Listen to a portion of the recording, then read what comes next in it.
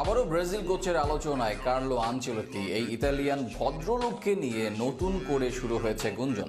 2026 বিশ্বকাপকে সামনে রেখে আবারও আনচেলত্তিকে প্রস্তাব দেওয়ার দিকে যাচ্ছে ব্রাজিল বোর্ড। এছাড়া ব্রাজিলের কোচ হবার দৌড়ে এগিয়ে আছেন আরও অনেকে। সব মিলিয়ে আনচেলত্তি ব্রাজিলে আসা ও ব্রাজিলের সম্ভাব্য কোচ হবার লিস্ট নিয়ে বিস্তারিত থাকছে প্রতিবেদন।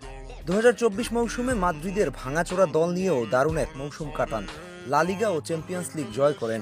তাই মাদ্রিদ প্রেসিডেন্ট পেরেজের অনুরোধে চুক্তি বাড়ান ক্লাবটির সাথে। আর সেখানে শোনা যাচ্ছিল ব্রাজিল বোর্ড তার সাথে একাধিকবার আলোচনা করেছিলেন, এমনকি দায়িত্ব নিতেও রাজি ছিলেন আনচেলত্তি। তবে মাদ্রিদের চুক্তি নবায়নে দায়িত্ব নেওয়া হয় না তার। ফলে দীর্ঘমেয়াদের কথা ভেবে ডরিভাল জুনিয়রকে দেওয়া হয় দায়িত্ব।